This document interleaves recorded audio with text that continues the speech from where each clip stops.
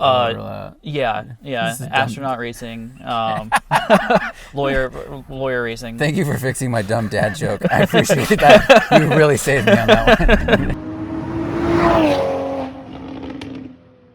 Guys, I live on the road at least half the month, and one of the most valuable tools in my arsenal is the backpack. It's gotta be an office, a suitcase, a piece of clothing, and more, and that's why I am into these Esri backpacks. They're made of incredible high-end materials, making them super lightweight, but holding their form, allowing this totally empty backpack to stand up on its own even when totally empty. It's got padding on the back and heavy-duty strap padding, making them comfortable to wear, but also able to hold a ton of weight without overstressing these points where the straps meet the bag. There are so many functions in this thing. There are all kinds of pockets in the front, in the sides, in the back. There's a special passport pocket that's hidden inside this flap here. There's internal pockets for laptops, iPads.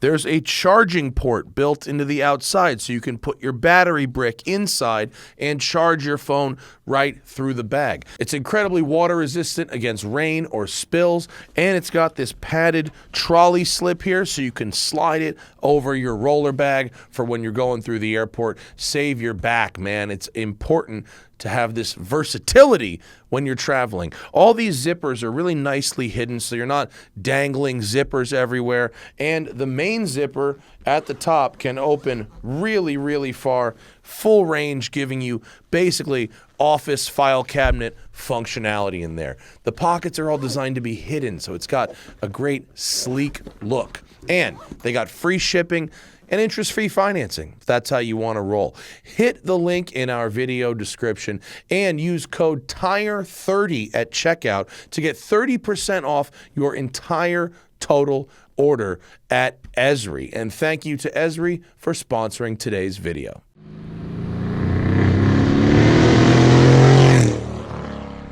Good morning, everybody, and welcome to a very, very aggressive-looking, not stock at all, Supra. Mark V, of course. The Boyota, the Oyota, I don't know. Who cares? We'll get to that in a little bit. But this is Austin. Austin, thank you for bringing... Shake my hand, man. Thank you for bringing your car out here on this very crisp morning. The weather's perfect. It's nice. But you have bought/built what is a time attack car, track car, pretty dedicated. You rarely drive it on the street, right? Yes. So tell us the quick story of how you got this thing. So I was looking for a time attack car that I could make competitive in street class with global time attack, that I wouldn't have to build or swap the engine in the car to make it competitive. My now friend crashed and bought this car off the lot, crashed in a tire wall in Virginia. A teammate of mine then bought the car. There wasn't a whole lot wrong with it. It just got totaled because the airbags went off. Had it fixed, and then I bought it off of him, and for the complete purpose of racing it. So, because it still has some of these battle scars, tire scars on the outside. It's like, it looks scuffed up, but it's amazing that, you know, the airbag went off, but the structure is sound, right? Yeah, it's incredible. And the way Toyota designed like the trailing arms and everything was they bend or they just snap when they take impact, so it doesn't really mess up the frame. Oh, nice. I mean, this frame and chassis is actually twice as stiff as the GT86 and the BRZ, despite being like cramped inside compared to that car. It's because a lot of it went into the structure, and it sounds like it paid off because the structure's sound even if you bend it into a wall. Yeah, thankfully, because I would not have been able to afford this car otherwise. Yeah. But what I love about this, walking around it, is one, it looks like it's used for its purpose, which it is. I've seen your photos. You do a lot of track days, a lot of time attack. And I also, I just want to jump right to the wooden front splitter.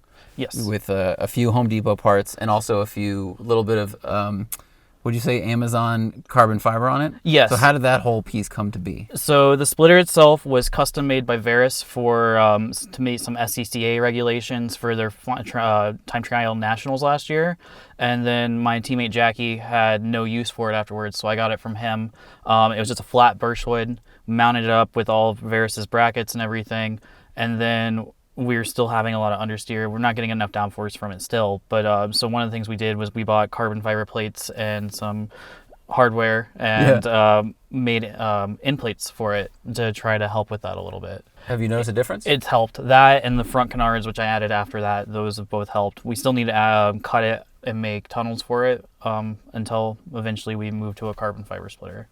This splitter has obviously seen some better days. It's been out in the weather a little bit lately, but yeah, no, what you're going to want to do is get a good deck sealant. Yes. Okay, and you're going to paint that on a couple of coats, sand it down in between, have a beer and a barbecue, Absolutely. and then it should be good. Right? Yes. Find some Bob Vila videos. That's actually, no kidding though, that's actually what the intent is to put deck sealant on it. I love it. That's such a weird kind of hot rodding, but I'm totally about it. All right, well, tell us what's been done to this car, because it definitely doesn't look stock. As far as suspension goes, we've done we got a front sway bar on from Eibach. We have coilovers, and I'm blanking on the name of the coilovers right now, but basically they're custom valved BC Racing parts coilovers. So they took some company in Taiwan took the BC Racing parts and custom valved everything to our PhD specifications. We were trying to come up with an entry-level coilover solution because the team sells parts. Endless racing wheels, which are forged. We have Redstart exhaust downpipe with an Ecutek tune from Zach at CSG. CSG we have their brake pads, SRF brake fluid. We have heat shielding on the turbo. We got a heat shield on the diff. Bucket seat. Total interior removal in the back. Total interior is removed. I've removed everything that I can to get weight out of here. There's still a couple little areas I can mess with. I mean, you could take out the entire dashboard if you wanted to, but per rules I can't. Oh, you can't? Everything Okay. in front of the B pillar has to stay in. Got so it. that's why everything up here is as is. Otherwise, it would have already been pulled out. How many of those modifications were on the car when you bought it, and how many did you put on? 0. The only 2 things that were on there were the heat shieldings that Verus has. Everything else I've done. Okay, all right, okay. Because you're part of like a track group called PhD. PhD Racing, and you got this car from another member of PhD, Yes, one of the owners. Okay, you guys battle with Doctorate Racing? Yeah, astronaut racing, lawyer racing. Thank you for fixing my dumb dad joke. I appreciate that. You really saved me on that one. The lawyer racing. There's a lot of lawyer racing out there, actually. There is. They're just not called lawyer racing. Dental racing. Dental racing, yep. So you have a couple of maps on this thing you told me about.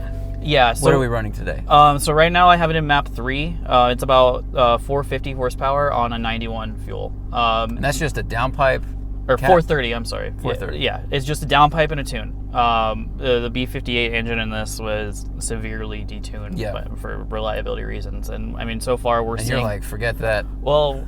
I mean, my teammate Jackie, I think he's really close to 700 horsepower right now, and they've had 0 issues. Wow. So like I said, I picked this engine because it's very reliable and can push a lot of power. Mm-hmm. And so right now to get more power, I need to upgrade my fueling system still and add a new turbo, but like we're going to be pushing 650 here in the next couple of years. Whoa. It's pretty easy to get to. It's just money, right? Yeah. So this engine is very stout, and that's a big reason why I got this car. I mean, that's, I know people make fun about this not being a Toyota. Right. I mean, we saw in the back, there are circuits with BMW printed on them. Absolutely. But, the 2J makes lots of power, is capable of making lots of power. Like, this has that same soul to it. Exactly. And I mean, and Toyota with the original Supras, all of them, they were never fully designed by Toyota or fully built by Toyota. They always had some other company that was helping them with it. Yeah, this is the Toyota for the person who really likes visiting the service department. Yes. And so now you can have your cake and eat it too.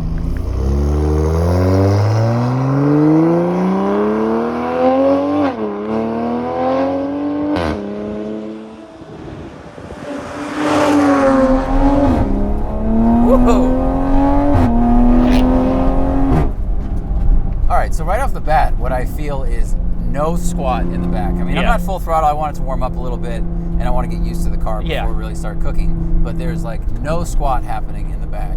It just feels like all thrust is getting turned into forward momentum. It's great. Corner's super flat. You got to clean the inside of your windshield, though. I do. It looks like the inside of a casino. Button willow dust. Yeah. Oh, right. Yeah. Track dust. Yeah, it's track dust that did not get taken off. Oh man. Okay, the connection to the front wheels, in terms of like, unit of input on the steering wheel, definitely translate to like a 1-to-1 ratio of a turn on the front wheels. It's really, really eager. And can make like tiny little changes.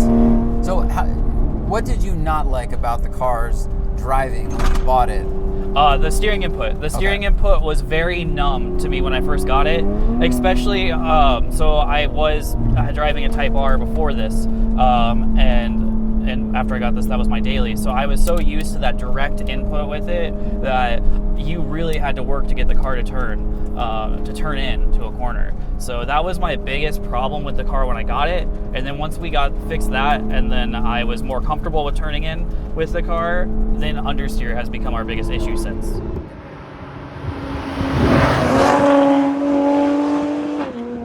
Yeah. So the shifts, has there been any tuning done to the transmission? Yes, a little bit. Zach at Counterspace Garage, when he tunes it, he does everything. Okay.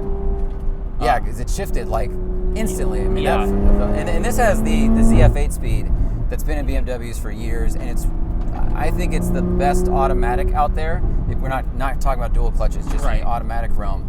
And the upshifts have always been really crispy, but this is like the next level. And then the downshifts, let's see how these are. Way quicker. Definitely a quicker downshift than stock. That's something where automatic transmissions, they can make the upshifts be like really hard and slam, and it helps sell the car. It helps the 0 to 60 time. The truth is when you go to downshift, and then sometimes they go, and you're like, oh, you liar. Yep. You liar. Let's see, this road is so smooth, which is good, because this feels like it's set up pretty stiff. Yes. Yeah, we've set it up to really try to get as much rotation out of that rear end, just because we were having so much trouble with understeer. I do have a rear sway bar at home that I need to go in, but I've been too lazy to drop the subframe to put it in. Yeah, that is not an easy thing to do. Yeah. How does this suspension work on like Big Willow, very bumpy track? Do you just dial it back down to soft, or do you like running it real firm and just shattering your teeth? About right here is where I have it on Big Willow. Actually, the first time I was testing out the Aero, I had it a little bit softer, and didn't mount the front splitter quite right, and it came off, and so I was dragging that front splitter down the front straight. Oh my god. Because you were too soft in the front, and then it caught? It caught. The rivets didn't hold as well as they should have. Luckily, my buddy Mark lives 3 miles away from the track, and I just drove over to his house, and we remounted everything, and I drove home. I was watching Dio Shihara test his Pikes Peak GT or 86 like 2 years ago, and it's so much power and so much front downforce that it ripped the splitter off, and they had to add extra supports for that splitter. Yeah. Yeah, once it hit 140 miles an hour, it was all ding, ding, ding, ding, ding. And it just... Like, I didn't rotate there, but I could feel if I added 10% more throttle, it would. It feels very eager to do that. Yes. So you like a bit of oversteer with your silence. Boom. I have come to really love oversteer. Yeah, I was not a huge fan of it coming from front wheel drive, but the more I've driven this car, like the more I've gotten into really aggressive throwing it into corners and getting that rear end to rotate and just getting that good slip angle. I mean, you have some great pictures on your Instagram of like these general rotation coming onto the front straight of Coda. I mean, Austin has done a lot of track days of very high caliber. I mean, you're driving this thing over to Coda and running there, and Big Willow and Button Willow. I mean, you are competing often. And so what's your goal? Actually, hold for tunnel.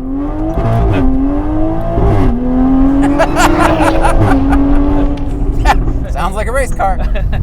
What is your long-term driving goal? So I have 2 long-term driving goals right now with this car specifically. One is to be completely competitive and to be able to set records in street class with Global Time Attack. The ultimate goal with this car is Pikes Peak.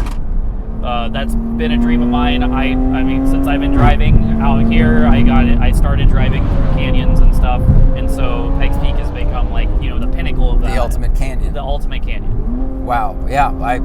I wish you luck. It's an amazing event, and I think you're gonna get there. It's just we're just years out. It's just taking our time with it and making sure we do everything methodically so we can make this a long-term thing and not just run out of money and be completely done. Yeah, it's easy to do that. Yeah. Really easy to do that. One good way to run out of money is to race a BMW, but you'll find that out.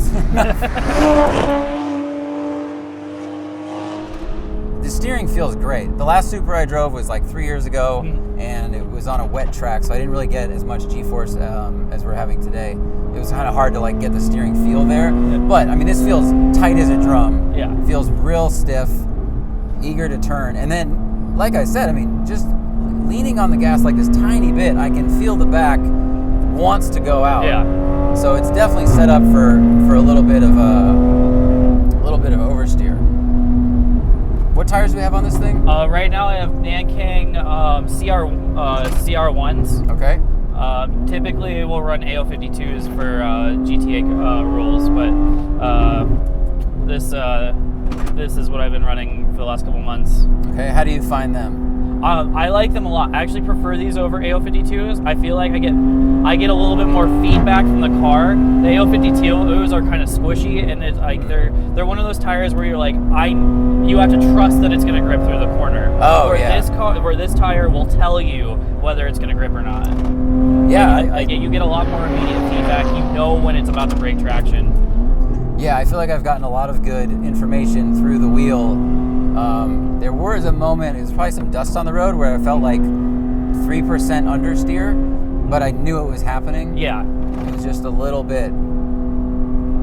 But and the brakes are stock brakes, stock calipers, but with upgraded pads and fluid? Yes. Okay. And they've held up well? Oh, they've held up amazing. With the CSG, they have derived a compound based off of some Carbotex compounds. They're absolutely phenomenal. And then with SRF, I don't know that I've ever boiled my brake fluid. And this is a 2020 Supra. Yes. Did it have the what's the package they sold it with that you get Brembo's in the front? I don't know. Performance package maybe or like the something premium package or something. Oh, that's right. Yes, that's exactly what it was. I don't think these aren't Brembos in the front. These are just like the stock ones that they put on. Okay. Wow. Eventually, we're gonna move to StopTex probably. Jackie just moved to Brembos, and he's itching for me to take his StopTex. So, which is kind of the joke with this car is it's the AlphaTauri to his Red Bull. That's so good. He's fully built. They're making such minute adjustments to the car at this point because he's so competitive, winning everything.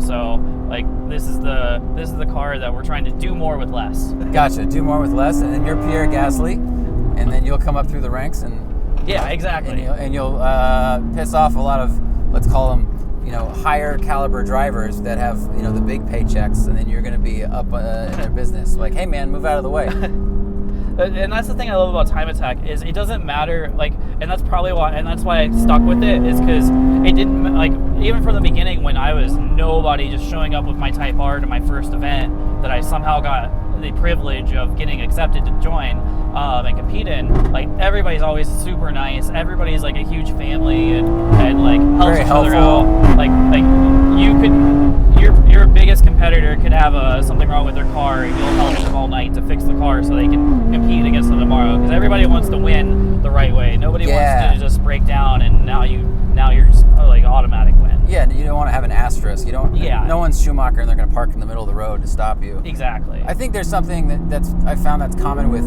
a lot of grassroots motorsports, like drifting, rally, etc. Because especially these events where you're not wheel to wheel with someone, so it's almost like you don't have that like fisticuffs kind of emotion, where if you're racing head to head and it's getting really dirty and close, it might feel more like you're fighting that person. Yeah, a lot easier to take things personally as personal slights. Yeah, exactly. Whereas with rally and stuff, it's like, look, it's you against the clock, and everyone has come up from zero and had to work on their own car and had to deal with problems.